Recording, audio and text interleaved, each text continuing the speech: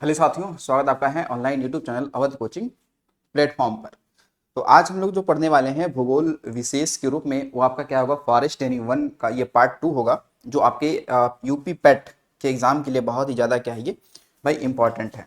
ठीक है, तो आज जो हम लोग पढ़ेंगे, क्योंकि हमने एक वीडियो वन से हमने क्या किया है, डाला है, तो आज जो हम लोग पढ़ेंगे वो वन के संदर्भ में ही पढ़ेंगे। ठीक है, यानी कि जो आपका फॉरेस्ट है इसके बारे में हम लोग पढ़ने वाले हैं। और इसका जो पार्ट होगा ये आज का, ये होगा कौन सा, दूसरा, ये दूसरा भाग होगा वन से संबंधित। ठीक है, तो चलिए देखते हैं आज का हमारा भाई क्या डाटा होने वाला है। तो एक देखिए, आपसे हो सकता है कि कुछ एक्ट के बारे में पूछ लिया जाए। ठीक है ना, आपसे एक्ट के बारे में कुछ लोग पूछा जा सकता है, तो एक्ट से संबंधित बात करेंगे। और फिर अभी ये देखेंगे हम लोग कि भाई किस एरिया में कैसे वन पाए जाते हैं और उस वन में किस प्रकार के वृक्ष पाए जाते हैं। ठीक है, वो भी देखेंगे, लेकिन सबसे पहले यहाँ पे एक्ट की बात कर लेंगे। सबसे पहले ध्यान रखो कि वन संरक्षण, वन संरक्षण जो अधिनियम है ये कब आया था? अधिनियम, वन संरक्षण अधिनियम यानी कि एक्ट, ये कब आया था? तो बताएंगे ये आया कब, 1980 में। कब आया? 1980 में। तो वन संरक्षण अधिनियम कब आया? तो 1980 में आया। ठीक है, वहीं पर ये चीज ध्यान रखेंगे कि वन्य वन्य जीव संरक्षण, वन्य जीव संरक्षण जो एक्ट है, जो अधिनियम है, ये कब आएगा? तो ये आएगा 1972 में। कब आएगा? 1972 में आएगा। फिर इसके बाद में आप देखेंगे इसी में कि पर्यावरण पर्यावरण संरक्षण, पर्यावरण संरक्षण अधिनियम यानी एक्ट कब आएगा? ठीक, तो ये कब आएगा? 1900 कहेंगे कि 1986 में। कब आएगा? 1986 में आएगा ये। ठीक है, 1986 में। फिर उसके बाद में आप देखेंगे कि जल प्रदूषण निवारण एवं नियंत्रण अधिनियम। ठीक है, अधिनियम यानी कि एक्ट, ये कब आएगा? तो बताएंगे ये आएगा 1974 में। कब आएगा? 1974 में। वहीं पर दूसरा, अगर यहाँ पे आ जाएगा कि भाई जो आपका वायु प्रदूषण, वायु प्रदूषण निवारण एवं नियंत्रण एक्ट कब आएगा? तो 1981, 1981 में आएगा। कब आएगा? 1981 में। फिर उसके बाद में एक और एक्ट को आपको ध्यान रखना है, वो एक्ट आपका होगा कौन सा? तो भाई जैव विविधता। ठीक है, जैव विविधता संरक्षण अधिनियम यानी एक्ट कब आया? तो कहेंगे ये आया था 2002 में। कब आया? 2002 में आया। ठीक है, फिर वैसे ही आप ध्यान रख सकते हो, ठीक है, आपसे कि मॉन्ट्रियल, ठीक है, मॉन्ट्रियल प्रोटोकॉल, मॉन्ट्रियल प्रोटोकॉल जो कि कुल मिला के ये क्या था, ओजोन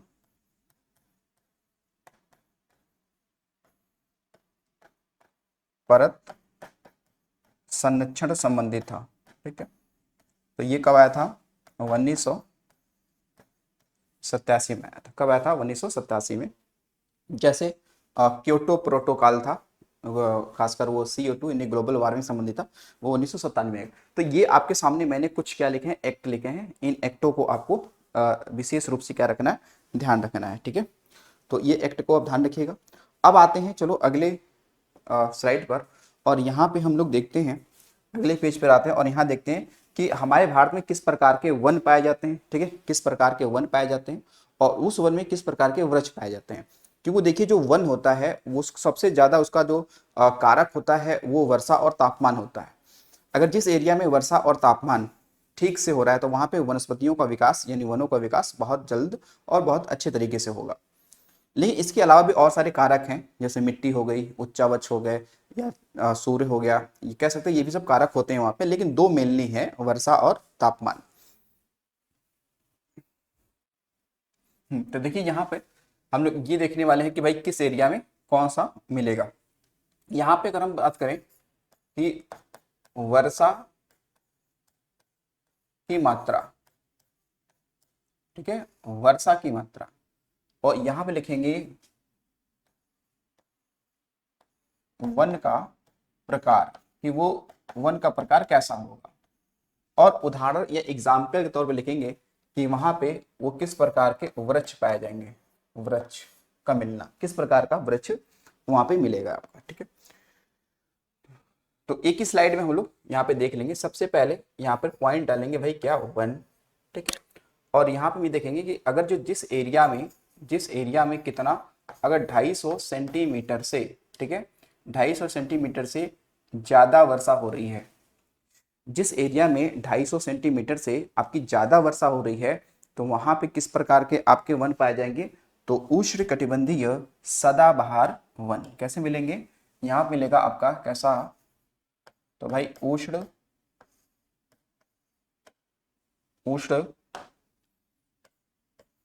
कटिबंधीय, उष्ण कटिबंधीय कैसे सदा बहार वन मिलेंगे। ठीक है, उष्णकटिबंधीय सदाबहार वन। सदाबहार वन का मतलब होता है कि ऐसे वन जहां पर क्या होता है, जिस एरिया में ज्यादा वर्षा होती हो। तो जिस एरिया में भारत में कहाँ ज्यादा वर्षा होगी, जैसे पश्चिमी घाट का जो हिस्सा है, पश्चिमी घाट का जो पश्चिमी ढाल है वहाँ पर ज़्यादा वर्षा होगा, जैसे पूर्वोत्तर भारत में ज़्यादा वर्षा होगी, जैसे अंडमान निकोबार में ज़्यादा वर्षा होती है। तो इन एरिया में कैसे वृक्ष पाए जाते हैं, तो यहाँ पे सदाबहार वन पाए जाते हैं, जो कि हमेशा उन्हें पत्तियाँ लगी रहती हैं, ये एक साथ पत्तियाँ नहीं गिराती हैं, तो इन्हें बोलते हैं एवरग्रीन फॉरेस्ट कहते हैं। तो ये सदाबहार वन होते हैं। लेकिन इसमें किस प्रकार के आपके वृक्ष पाए जाएंगे, कौन कौन से इसमें वृक्ष आपके पाए जाएंगे। एग्जाम्पल के तौर पर अगर हम यहाँ पे देखें तो सबसे देखो पहले यहाँ पे आपका जैसे सिनकोना है, तो जो सिनकोना का वृक्ष है वो किस प्रकार के वनों में आता है, तो बताएंगे वो आएगा किस प्रकार, सदाबहार वन में आएगा। ये सिनकोना वही है जिसकी छाल से जो मलेरिया की दवा क्विनैन बनती है। तो सिनकोना जो वृक्ष है उसकी छाल से मलेरिया की दवा एक क्विनैन बनती है। सिनकोना के अलावा आप देखेंगे जो रबड़ है, रबड़ जो पौधा है ये किस प्रकार का है, तो बताएंगे ये सदाबहार वन का है। ठीक है, रबड़। ठीक है, रबड़। रबड़ के बाद में आप देखेंगे यहाँ पे एक आपको मिलेगा बांस। क्या आपका है, तो बांस, जैसे बम्बू कहते हैं, बांस। तो बांस भी कैसा है आपका, इसी प्रकार का है। फिर उसके अलावा यहाँ पे देखेंगे तो एक मिलेगा आपको महोगनी, महोगनी। ठीक है, महोगनी का वृक्ष। ठीक है, महोगनी। फिर आपका मिलेगा यहाँ पे एक आबनुस, आबनुस, आबनुस। ठीक, आबनुस। फिर आपको मिलेगा यहाँ पे रोज वुड। ठीक है, रोजवुड, रोजवुड का वृक्ष। ठीक है, इसके अलावा आपको यहाँ पे रोजवुड हो गया, इसके अलावा आपका आर्किड भी मिलेगा यहाँ पे, आर्किड। ठीक है, कौन सा मिलेगा, आर्किड। और आबनुस को ही एबोनी भी कहते हैं। ठीक है, क्या बोलते हैं उसको, एबोनी भी हम लोग कहते हैं। ठीक है, क्या बोलते हैं, एबोनी भी कहते हैं। तो इन सबको आपको क्या रखना है, ध्यान रखना है। आर्किड हो गया, बांस हो गया, महोगनी हो गया, आबनुस, रोजवुड। ठीक है, इसके अलावा ताड़ भी इसी में आता है, ताड़। ठीक है, क्या आता है, ताड़। ताड़ मतलब जिसे बोलते हैं ना पाम ऑयल, भाई ताड़ के तेल से ही तो पाम ऑयल बनता है। ठीक है, तो ये ध्यान रखिएगा। आदि ETC की मैं बात कर लेता हूँ। ठीक है, तो सदाबहार वन हमारे भारत में कहाँ पाए जाएंगे, जहां पर 250 सेंटीमीटर से ज्यादा वर्षा होती है। तो ऐसा एरिया कौन सा है, जैसे पश्चिमी घाट हमारा हो गया, उसके अलावा अंडमान एंड निकोबार हो गया, पूर्वोत्तर भारत हो गया। पूर्वोत्तर भारत मतलब वही असम कह सकते हैं, मेघालय वाले एरिया में ज़्यादा वर्षा होती है, तो वहाँ पे ये पाया जाता है। और अब आते हैं, देखिए यहाँ पे दूसरे डाटा पर, दूसरा हमारा हो जाएगा यहाँ पे कि जिस एरिया में अगर जो 200 से 250, ठीक है, 200 से कितना, तो 250 सेंटीमीटर वर्षा होती है, ठीक, 250 सेंटीमीटर वर्षा होती है, तो वहाँ पे कैसे हमारे वृक्ष पाए जाएंगे या वन पाए जाएंगे। वन का प्रकार क्या होगा, तो वो होगा आपका उष्ण कटिबंधीय, ये क्या होगा आपका अर्ध, दाने कैसा होगा, अर्ध अर्ध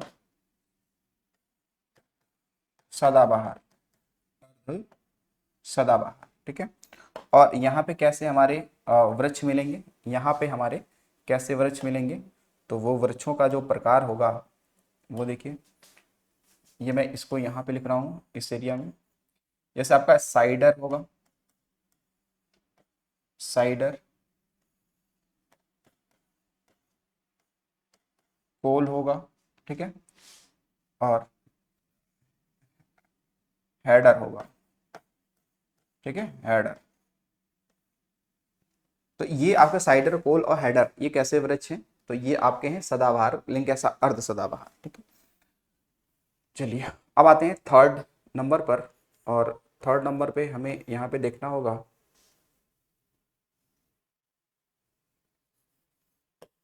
कि जिस एरिया में अगर जो क्या होता हो कि भाई 100 से, ठीक है, और 200 सेंटीमीटर के बीच वर्षा होती है, ठीक है, 100 से 200 सेंटीमीटर के बीच यदि वर्षा होती है, तो वहां पे कैसे आपके वन मिलेंगे, तो कहेंगे यहाँ मिलेगा उष्ण कटिबंधीय, कैसा होगा, तो यहाँ पे होगा आपका उष्ण कटिबंधीय, उष्ण कटिबंधीय आर्द्र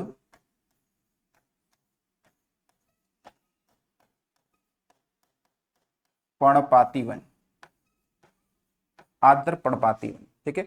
यहाँ पे लिखा है क्या, आर्द्र पर्णपाती वन। देखो पर्णपाती का मतलब होता है, पर्ण मतलब पत्ता, पाती मतलब गिरना होता है, कि यानी कि ऐसे आपके वृक्ष जिनकी पत्तियां एक साथ गिरा दें और उसमें एक साथ वो दोबारा नहीं आई पत्तियां उसमें, तो पर्णपाती का मतलब होता है कि एक साथ। अब पर्णपाती वन ये दो प्रकार के होते हैं, एक आर्द्र, एक होता है शुष्क, यानी वो एरिया जहाँ पे ज्यादा वर्षा होती है वहां पे पर्णपाती वन मिलेगा, उसके तुलना में थोड़ा अगर कम हो तो वहां पे शुष्क वन मिलेगा।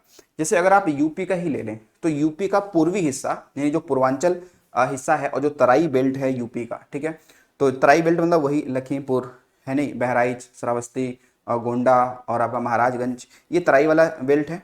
इसके अलावा पूर्वी जो आपका यूपी है, जैसे कि गोरखपुर है नहीं, मऊ है, बलिया है, ये सब पूर्वी वाले हिस्से हैं। तो यहाँ पे कैसा, यहाँ पे ज़्यादा पानी की मात्रा रहती है, मतलब यहाँ पे ज़्यादा वर्षा होती है, तो यहाँ पे कैसे वन मिलेंगे, आर्द्र पर्णपाती वन। लेकिन यूपी के पश्चिमी जिलों में, जैसे मथुरा हो गया, अलीगढ़ हो गया, गौतम बुद्ध नगर हो गया, है नहीं, आगरा हो गया, और जैसे बुंदेलखंड वाला एरिया हो गया, तो यहाँ पे कैसे वन मिलेंगे, यहाँ पे आपके शुष्क पर्णपाती वन मिलेंगे। कैसे मिलेंगे, शुष्क पर्णपाती वन आपको देखने के लिए मिल जाएंगे। तो अब यहाँ पे ये देखिए कि भाई कि इस एरिया में, यानी इस प्रकार के वनों में कौन कौन से वृक्ष इसमें आते हैं, किस प्रकार के वन इसमें आते हैं। तो देखो जैसे आपका हो गया इसमें जैसे देखिए साल, यानी टीक, सागवन,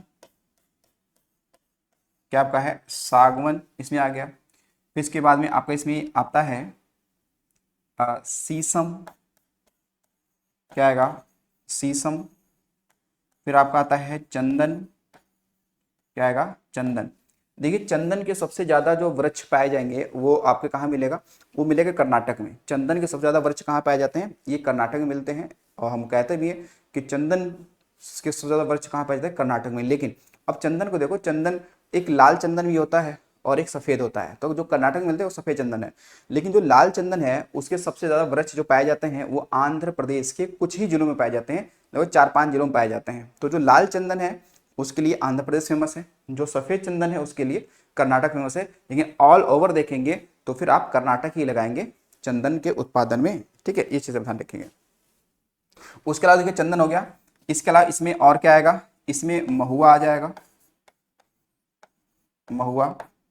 तो आपने पढ़ देखा होगा कि महुआ से पेय पदार्थ भी बनता है, ठीक है। उसके अलावा महुआ हो गया। इसके अलावा आप देखेंगे आंवला हो गया, कौन सा हो गया, आंवला हो गया। आंवला के अलावा क्या इसमें हम लोग अर्जुन लगा सकते हैं, क्या अर्जुन लगा सकते हैं, तो अर्जुन भी आ जाएगा और सेमल भी आ जाएगा, इसमें सेमल आ जाएगा, शेमल। उसके अलावा इसमें अर्जुन का जो पेड़ है वो आ जाएगा और इसमें सहतूत भी आ जाएगा भाई, क्या आ जाएगा, सहतूत,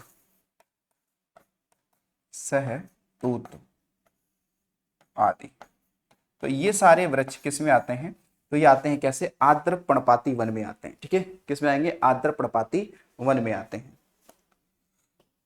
अब देखिए अगला चौथे नंबर पर, कि जिस एरिया में अगर जिस एरिया में भाई अगर 75 से कितना, तो 100 सेंटीमीटर अगर वर्षा होती है, तो उस एरिया में कैसे आपके वन पाए जाएंगे, तो हम मिलेगा कैसा, तो उष्ण कटिबंधीय, कैसा, तो भाई शुष्क, कैसा, तो शुष्क पर्णपाती वन, पर्णपाती वन, शुष्क पर्णपाती वन। तो फिर अब इसमें कौन कौन से वृक्ष आ जाएंगे, इसमें अगर देखा जाए एग्जाम्पल के तौर पे कौन कौन से आ जाएंगे, तो देखिए इसमें जो एग्जाम्पल के तौर पे आएगा वो मैं इसको यहीं पे लिख देता हूँ। तो जैसे इसमें आपका आ गया,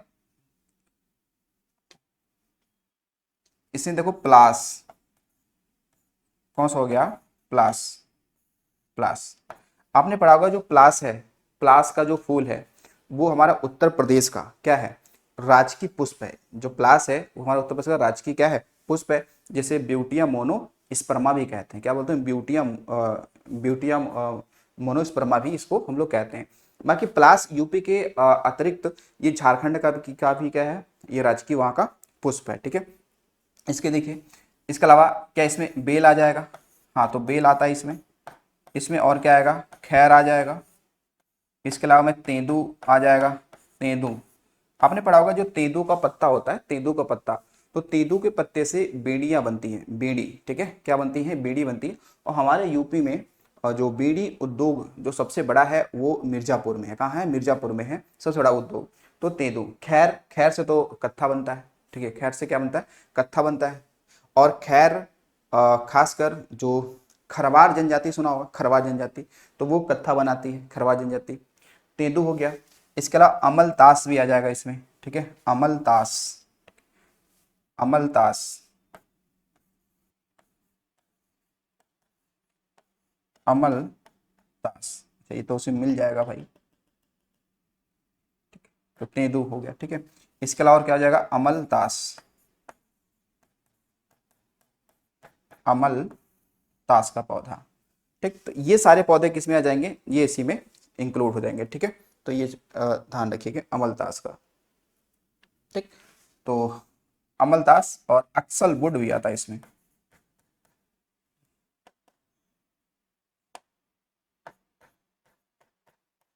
अक्सल वुड, अक्सल वुड, ठीक। तो ये आ गया इसमें। अब आते हैं अगले पॉइंट पर, और यहाँ पे देखते हैं 5वें नंबर पर, कि जिस एरिया में, ध्यान रखिएगा, कि जिस एरिया में कैसे आपको मिले वर्षा हो लगभग 60 से 70 सेंटीमीटर या 75 सेंटीमीटर कह सकते हैं, कि जिस एरिया में अगर 60 से कितना, तो 75 सेंटीमीटर के बीच में वर्षा होती हो, ठीक है। तो यहाँ पे कैसे आपके वन मिलेंगे, तो वो बताएंगे कि यहाँ पे जो हमारा वन मिलेगा वो होगा शुष्क कटीली वनस्पति, ठीक, कैसा होगा यहाँ पर, तो शुष्क कटीली वनस्पति या वन, ठीक है। और इसमें कैसे आपके वृक्ष देखने के लिए मिल जाएंगे, तो देखिए इसमें आपका जैसे मिल गया नीम का हो गया, ठीक है, नीम का हो गया।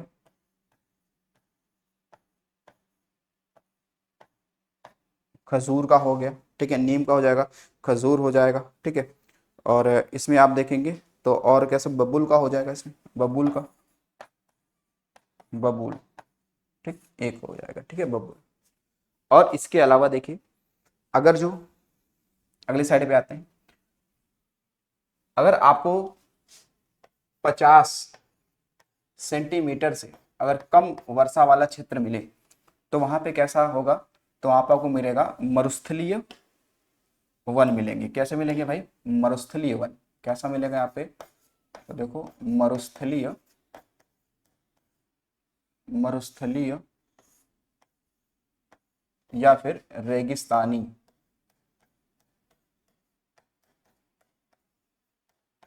रेगिस्तानी वन, ये होगा। तो फिर यहाँ पे एग्जाम्पल के तौर पे क्या क्या आ जाएंगे, देखिए जैसे इसमें एक आपका नागफनी, ठीक है, नागफनी, इसे हम लोग कैक्टस कहते हैं, कैक्टस, ये आ जाएगा इसमें। इसके अलावा इसमें अकाशिया, अकाशिया एक पौधा है।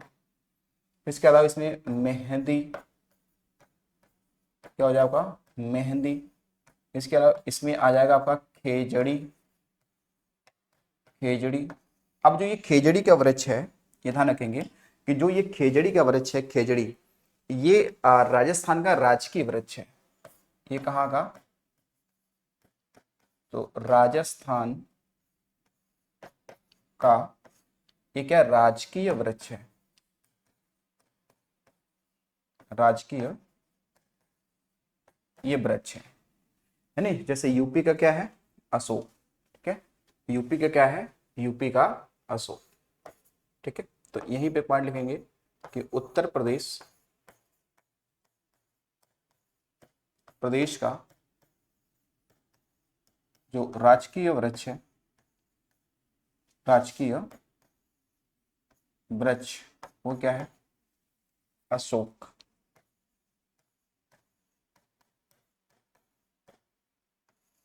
ठीक है, अशोक, क्या हो जाएगा आपका, अशोक, ठीक है, ध्यान रखिए अशोक है। बाकी राष्ट्रीय तो आप लोग जानते ही हैं कि हमारा राष्ट्रीय क्या है। अगर राष्ट्रीय की बात करेंगे, राष्ट्रीय वृक्ष की बात करते हैं, तो वो कौन सा हो जाएगा आपका बरगद, ठीक है, बरगद, ठीक है। जिसे हम लोग बेंथालिसिस के नाम से भी जानते हैं इसको, ठीक है। तो यानी कि कुछ ऐसे पॉइंट जो आपको ये समझ में आया होगा कि हाँ कि ठीक है, कि वन से संबंधित जो बातें हो सकती हैं वो आपकी ये हो सकती हैं, ठीक है। और नीचे थोड़ा ये पॉइंट हमें भी ध्यान रखिएगा कि भाई जो सामान्य राज्य हैं, सामान्य राज्यों हेतु, समान राज्यों के लिए या समान राज्यों हेतु पर्यावरण, पर्यावरण संतुलन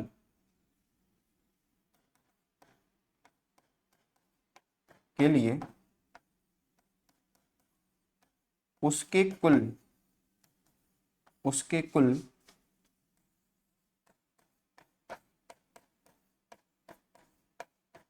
भौगोलिक, उसके कुल भौगोलिक क्षेत्र फल का 35%, 33% या 1/3 भाग पर क्या हो, वन हो, ठीक है। लेकिन ये बात आगे आगे ध्यान रखिएगा कि लेकिन जो आपके पर्वतीय राज्य हैं, पर्वतीय राज्यों हेतु तो कितना है, तो उसका जितना भी एरिया है उसका कितना होना चाहिए, तो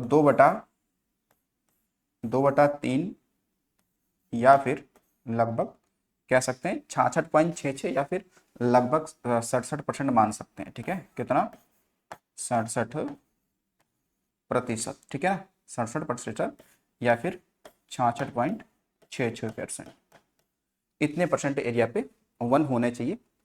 अगर पर्यावरण संतुलन हमको हमें बनाए रखना है, कायम रखना है, तो ठीक है, तो इतने एरिया पे वन तो होने ही चाहिए। ठीक है, तो ये बातें आपको इतनी से क्या रखनी है भाई, ध्यान रखनी है।